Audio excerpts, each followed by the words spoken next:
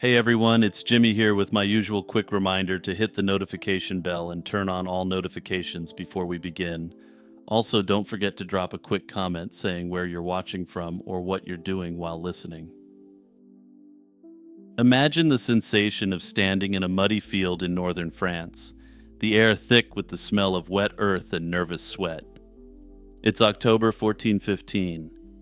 You're encased in 45 pounds of hardened steel. To the modern observer, you might look like a statue, a rigid, gleaming monument to a bygone era of feudal vanity. But inside the helm, the reality is visceral. Your breathing is loud in your own ears, amplified by the steel enclosure of the bassinet. The visor is a narrow slit, slicing the world into a panoramic strip of gray sky and trampling feet. You're not a statue. You're a highly maneuverable, medieval tank, and you're about to walk into a storm of 50,000 arrows. The popular imagination has done a terrible disservice to the medieval man-at-arms. We've been fed a steady diet of Victorian romanticism and slapstick cinema, where knights are hoisted onto horses by cranes. They turtle on their backs, flailing helplessly if they fall, and where armor is a clumsy burden that doomed the aristocracy to extinction at the hands of the nimble yeoman. This narrative is a myth. It's a fundamental misunderstanding of one of the most sophisticated military technologies in human history. In reality, men mortgaged their estates to buy this steel skin, and it reshaped the very way wars were fought, and for 3 centuries, it was the difference between life and death. To understand the effectiveness of armor, we must first accept that armor isn't a singular material. A breastplate is not simply a breastplate. In the 15th century, the difference between a suit of armor made in rural England and one forged in the blast furnaces of Lombardy or Germany was significant. It was the difference between soft iron and hardened tool steel. The effectiveness of the protection was decided at the molecular level long before the hammer ever touched the metal. For much of the Middle Ages, iron was produced in bloomery furnaces. These primitive hearths couldn't reach the melting point of iron, which sits at over 1500 degrees Celsius. Instead, they produced a spongy mass of iron and slag that had to be laboriously hammered to squeeze out impurities. The resulting material, wrought iron, was soft, ductile, and riddled with imperfections. While better than nothing, it was dangerously inadequate against the driving force of a longbow or a crossbow bolt. The game changed with the adoption of the blast furnace, a technology that migrated from China to Europe and found its epicenter in regions like northern Italy and the Rhineland. The blast furnace could liquefy iron, allowing for the separation of slag and the controlled introduction of carbon. This was the birth of consistent steel production on a semi-industrial scale. Dr. Alan Williams conducted metallographic analyses on hundreds of surviving armor specimens for his monumental study, The Knight and the Blast Furnace. His findings shattered the notion of uniform armor quality. He identified a hierarchy of materials that dictated survival rates on the battlefield. At the bottom was wrought iron, with a Vickers hardness of roughly 100 to 180. In the middle was air-cooled steel, which was harder but inconsistent. At the top was full-quenched steel, material rapidly cooled in water or oil to freeze the crystalline structure into martensite. This is a super-hard phase of steel that could register a hardness of 350 to 600 Vickers. The effectiveness of a knight's armor depended heavily on the geography of his armorer. The masters of Milan, such as the famous Masaglia family, favored a deep surface hardening. They would quench the steel to achieve high hardness, making the surface incredibly resistant to being gouged or bitten by a blade. A Milanese breastplate from the mid-15th century might register a hardness of 450 Vickers or more. This hardness allowed the armor to be made thinner and lighter while offering superior protection. A 2 mm plate of hardened Milanese steel offered the same protection as a 4 mm plate of soft wrought iron, but at half the weight. Conversely, the German centers of Augsburg and Innsbruck took a different approach. They recognized that extremely hard steel could be brittle and prone to shattering like glass under a heavy impact. The German masters, like the Helmschmieds who armed the Holy Roman Emperors, practiced slack quenching or precise tempering. They would harden the steel and then reheat it to a specific temperature to draw back some of the hardness in exchange for toughness. This produced a metal that was hard enough to turn a blade, but tough enough to absorb the shock of a mace or a lance without cracking.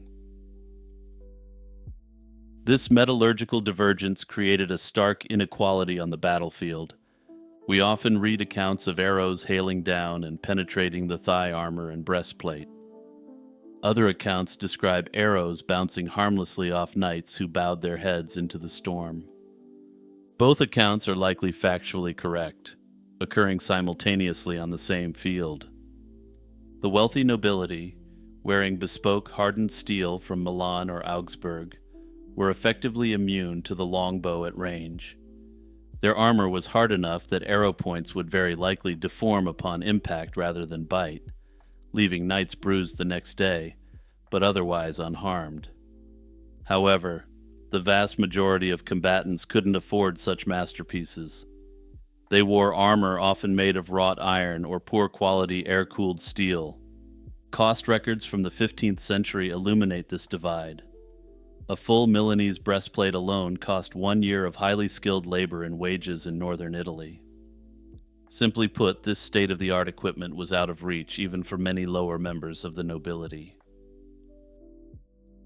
If the first myth of armor is that it was all the same, the second myth is that it rendered the wearer immobile. The image of the knight who needs a crane to mount his horse, or who lies helpless like a turtle on his back, is a fabrication of 19th century satirists and Hollywood directors. The reality of biomechanics in the late medieval period paints a picture of surprising agility, balanced by a significant metabolic tax.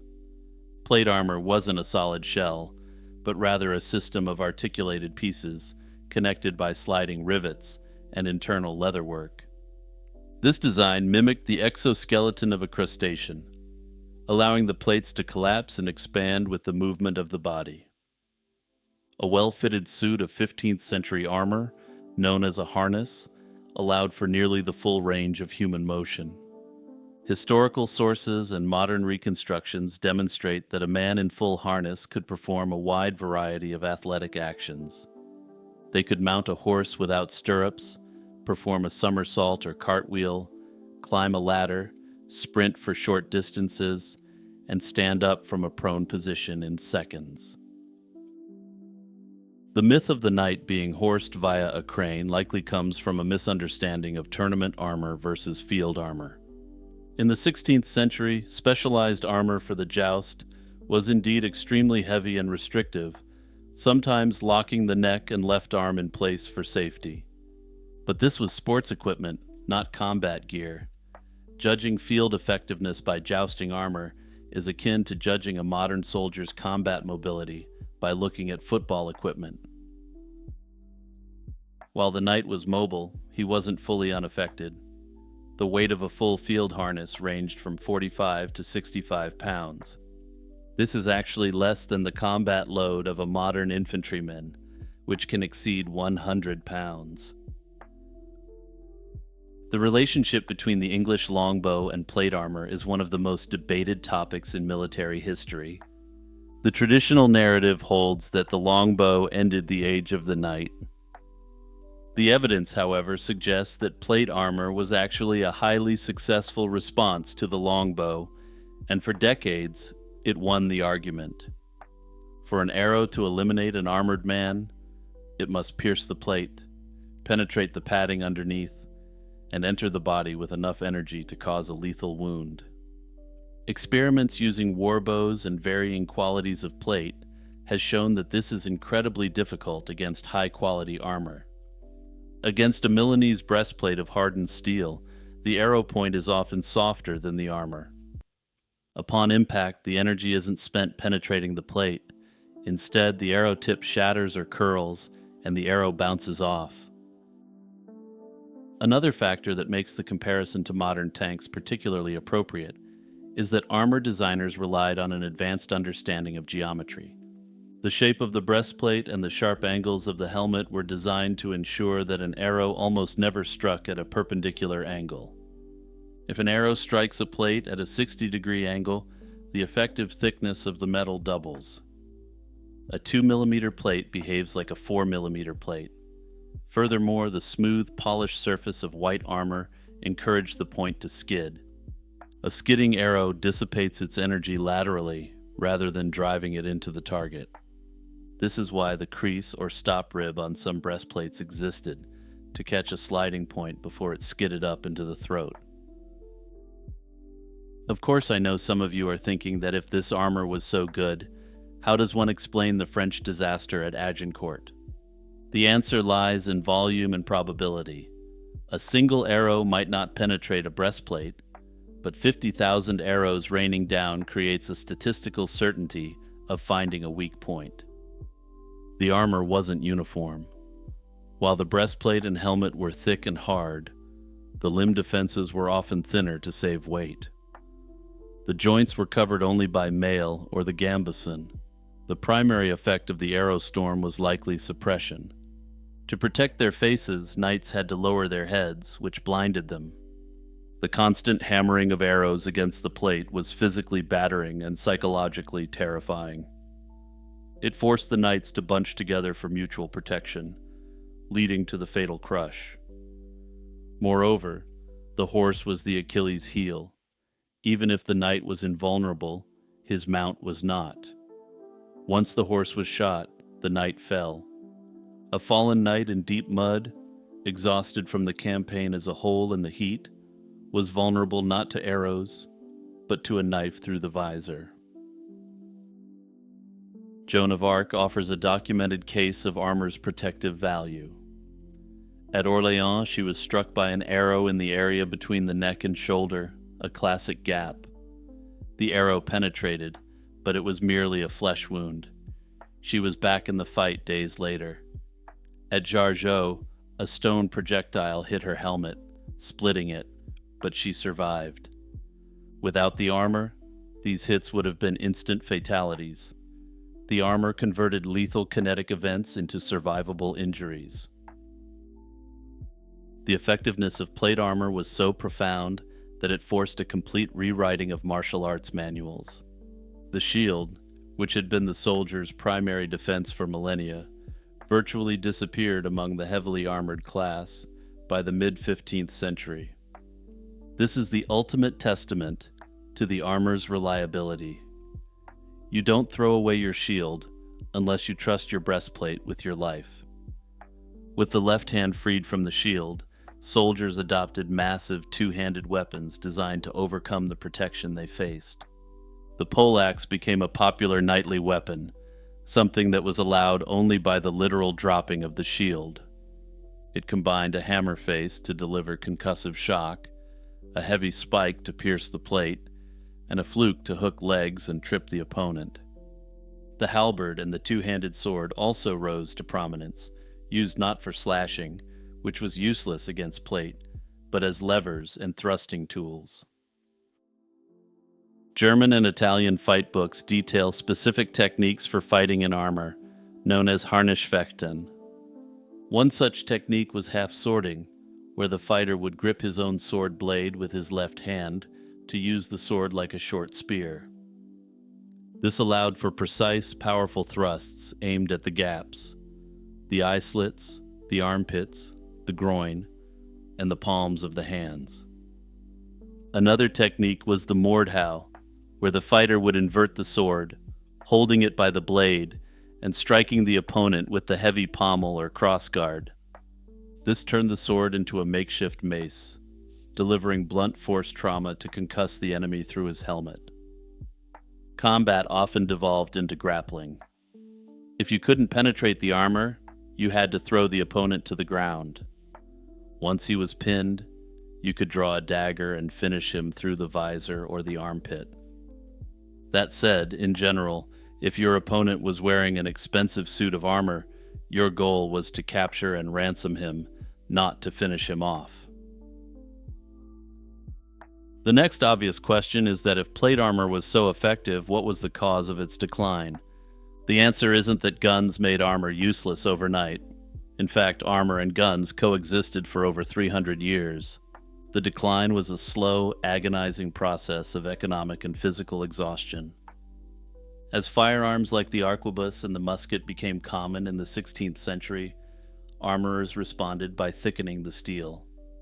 They began to proof their armor by firing a pistol or musket at the breastplate at close range to demonstrate its quality. The dent left by the bullet was often circled by the armorer as a badge of honor, which is the origin of the term bulletproof. However, the physics of gunpowder scaled much faster than the metallurgy of steel. To stop a heavy musket ball moving at supersonic speeds, a breastplate had to be increasingly thick. In the 15th century, a breastplate might be 2 millimeters thick and weigh 5 pounds. By the 17th century, a proofed breastplate might be 6 millimeters thick and weigh 20 pounds. The armor worked, as it could stop the bullet, but the cost was mobility. A full suit of armor for the entire body would weigh over 90 pounds, rendering the soldier combat ineffective due to fatigue. Their response wasn't to ditch highly effective plate armor, but to discard the pieces of plate that were the least vital to defense. First, the greaves were abandoned in favor of heavy leather boots. Then the arm defenses were dropped for much lighter equivalents. By the early 17th century, only the heavy cavalry, the cuirassiers, wore armor, and it was reduced to a 3/4 harness. The infantry, who had to march, abandoned armor entirely in favor of mobility and firepower. As armies grew from feudal levies of a few thousand to state armies of tens of thousands, the cost of equipping every soldier with steel armor became prohibitive. It was cheaper to equip a man with a wool coat and a musket than a 10-pound suit of armor that he would likely throw away on a long march. History is often written by the victors, but the dead tell no lies. Modern forensic anthropology has provided chilling insights into the effectiveness and failure of armor.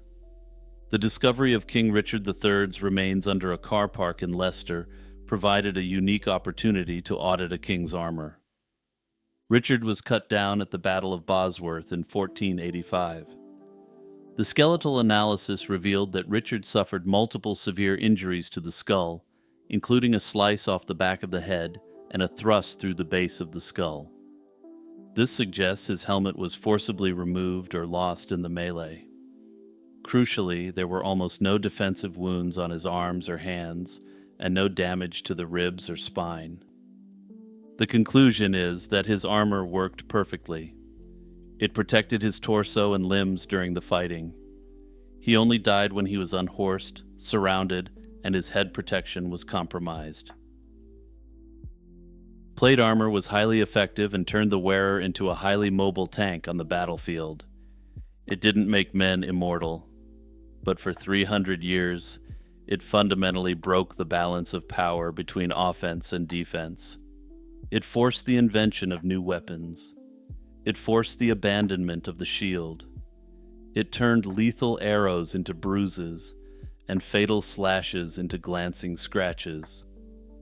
The late medieval knight was a mobile, lethal, armored fighting vehicle powered by human muscle.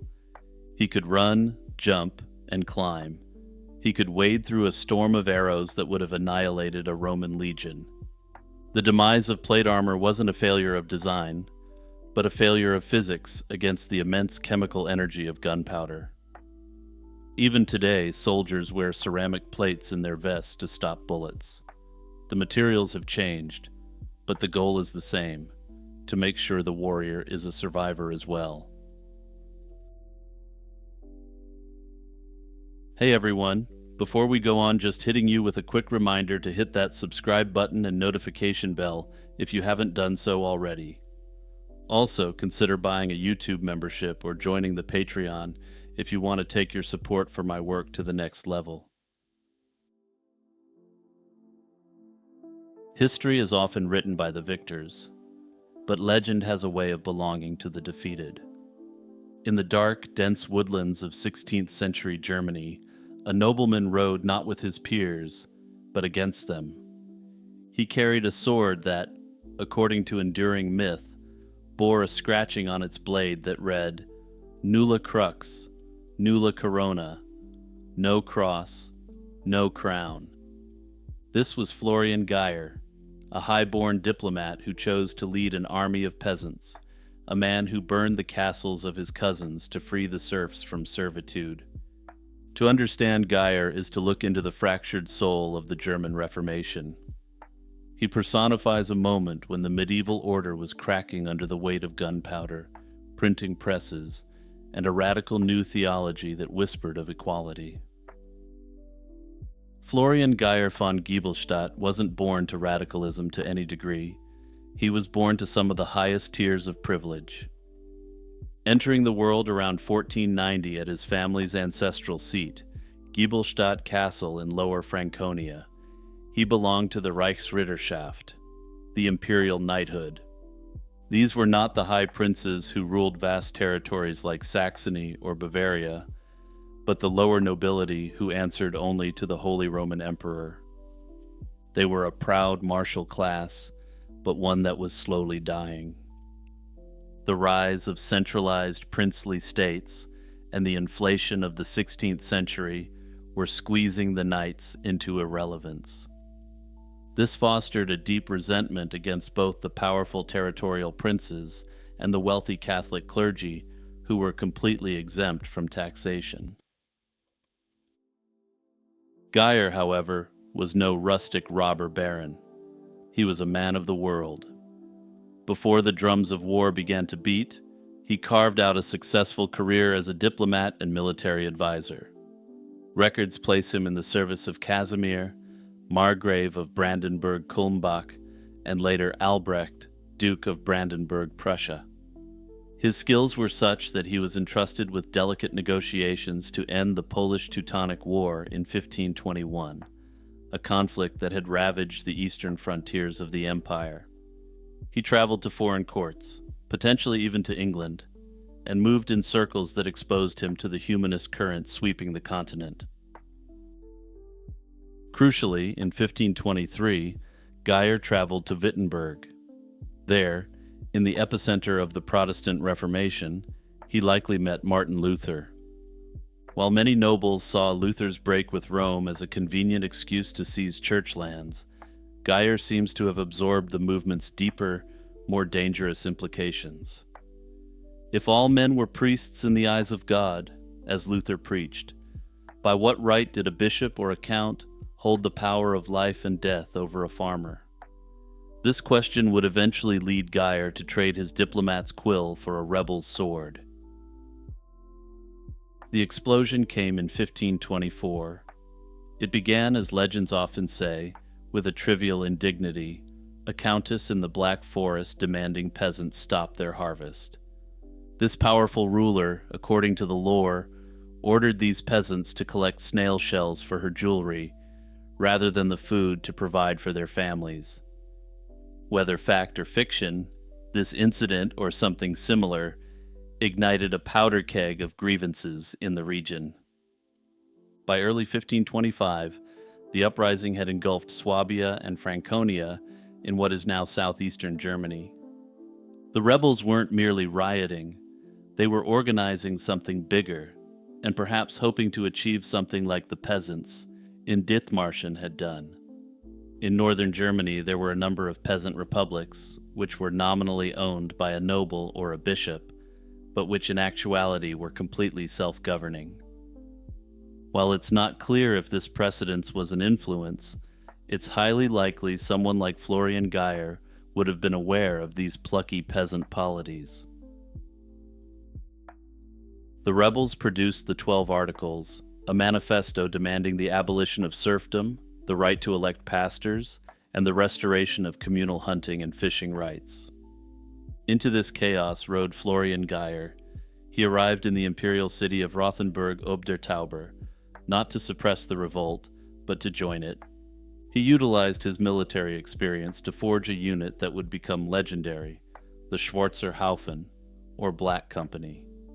The name itself was a statement. The main peasant armies were often called the Light Heap or Company, implying a vast mass of troops. Geyer's Black Company, or ironically Heap, signaled elite status and perhaps a darker, more solemn purpose.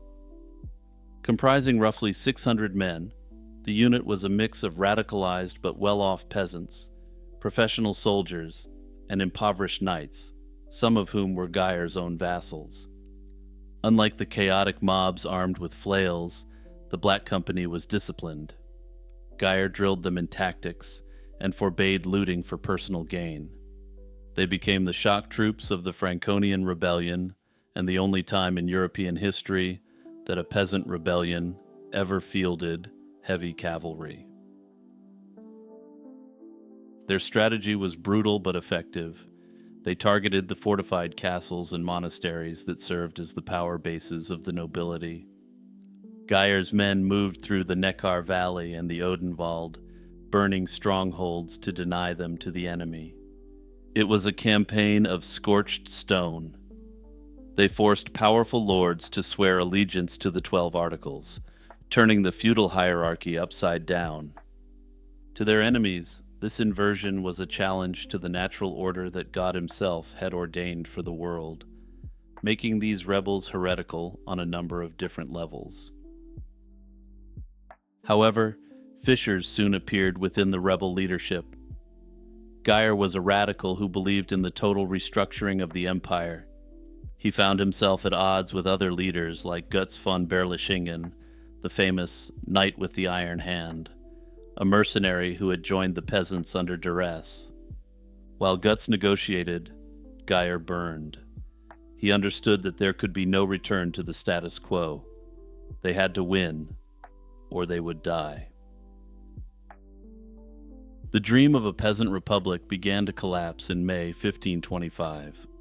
The Swabian League, a military alliance of princes and cities, mobilized a professional army under Georg Truchsess von Waldburg. With loads of heavy cavalry and superior artillery, von Waldburg began to dismantle the rebel armies piecemeal. The end for the Black Company came at the Battle of Ingolstadt, not the famous Bavarian fortress city, but a smaller town in Lower Franconia. The details of the engagement paint a picture of desperate courage. Geyer's men occupied the ruins of a church and castle, fortifying themselves against the Swabian League's advance. They repelled 2 assaults, their arquebuses holding back the professional Landsknechte infantry. But courage is no match for cannon fire. The League brought up heavy siege guns, breaching the walls and burying the defenders in rubble. The Black Company was annihilated. Geyer, however, was not among the dead at Ingolstadt. Accounts vary on why. Some say he had been separated from the main body while on a reconnaissance or diplomatic mission to Rothenburg. Others suggest he was waiting for an escort that never arrived. Regardless of the circumstance, he found himself a general without an army, a nobleman who had betrayed his birth, and a fugitive with a price on his head. In the aftermath of the defeat, the hunt for the rebel leaders was merciless. Thousands were executed, blinded, or worse. Geyer, knowing he could expect no quarter, went on the lam. On the night of June 9, 1525, he was riding near Würzburg, seeking refuge or perhaps a way to rekindle the dying embers of the insurrection. It was here that he made a fatal error. He trusted his own family. Geyer made contact with servants belonging to his brother-in-law, Wilhelm von Grumbach. Grumbach is one of the era's most colorful and nefarious villains, a man who would later be executed for orchestrating the assassination of a bishop. As an interesting footnote, this bishop's family would end up inheriting the Geyer family's large estates a couple centuries later. In 1525, however, he was merely a scheming knight looking to survive the political storm and perhaps ingratiate himself to more powerful lords while collecting vast quantities of loot. The servants met Geyer in the Gramschatz forest, a dense woodland north of Würzburg. They claimed they were there to escort him to safety. Instead, deep in the woods, they turned on him. Florian Geyer was stabbed to death on the morning of June 10th, 1525. The theories surrounding his death speak to the treacherous nature of the time. Geyer likely carried the last of the Black Company's war chest, making him a walking fortune. Grumbach also must have known that delivering the corpse of the noble turned peasant leader would make him a hero to the nobility and the clergy. Florian Geyer's direct physical line ended with him as he was still fairly young and had no children. The Geyer family as a whole eventually went extinct in the early 18th century. But despite this, his spiritual legacy took on a rather bizarre and contradictory life of its own. In the 19th century, Friedrich Engels, the co-author of the Communist Manifesto, resurrected Geyer from obscurity. In his work, The Peasant War in Germany, Engels painted Geyer as a proto-communist revolutionary, a class traitor who recognized the economic engines of history. This interpretation became state dogma in East Germany, where border regiments and schools were named after him, celebrating him as a hero of the proletariat. Yet, paradoxically, Geyer was also embraced by the Third Reich, who saw him as a nationalist leader. He is perhaps the only figure who had divisions of the Third Reich and of Communist Germany named after him. It's a strange irony that a man who fought for freedom from tyranny became a totem for two of the 20th century's most totalitarian regimes. Today, stripped of the ideological baggage of later centuries, Florian Geyer stands as a tragic figure of the transition from the medieval to the modern world. He was a man caught between the gears of history. His sword inscription, Nulla Crux, Nulla Corona, whether real or apocryphal, captures the essence of his struggle. It was a rejection of the corrupt hierarchies that dominated his time and strangled the potential of his people. He wasn't a saint by any means, and his Black Company brought fire and ruin to Franconia. But in an age of religious fanaticism and princely greed, he remains a compelling anomaly. Florian Geyer was an imperial knight who looked down from his castle walls, saw the suffering of those in the fields, and decided to open the gates. The betrayal in the Gramschatz forest silenced his voice, but it ensured that his legend would echo loudly enough to be heard 500 years later.